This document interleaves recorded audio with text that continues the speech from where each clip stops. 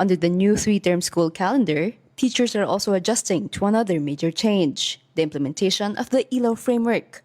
While the Department of Education says the new system is designed to simplify lesson planning, some educators say the transition requires a more comprehensive training.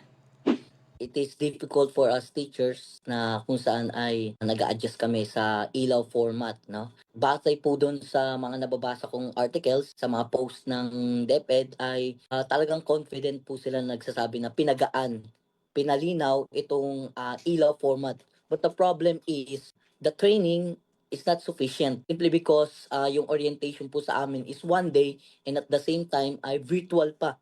And while orientations were conducted, some teachers say they still need more time and a deeper understanding of the framework's implementation. Hapyawan lang po yung ilaw framework. Ano po, hindi po talaga siya nakafocus sa ilaw framework lang. Inilatag nila lahat ng pagbabagong ng yon ng isahan, pero walang pagsasanay na naganap.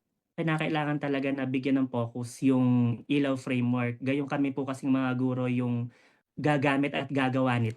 The ELO framework is built around 4 key components: intentions, learning experience, assessing learning, and ways forward, aiming to streamline lesson planning.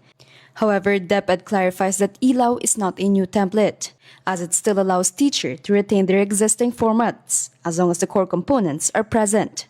Yet for educators, adjusting to the new approach will take time and more. Kailangan magbigay po sila ng sapat na training para dito, sikaping magbigay pa ng mas malinaw na guidelines at patuloy pong konsultasyon sa mga guro. Yung mga tools gamit na pwede po namin magamit, software, digital tools na available po sa mga teachers para nang sa ganun po ay may magagamit din ng teachers at hindi po iba-iba ang interpretasyon. Kasi interpretasyon po ang number one problem eh. In the end, DepEd acknowledges the adjustment challenges, assuring teachers that technical support will continue throughout the implementation. I want to emphasize that we are companions. We are walking with them through the implementation of the different policies. We sincerely believe that the policies will do all of us well, that the policies will help in the attainment of learning outcomes. Kapatid Mobile Journal, Daniel Dayaw, we are One News.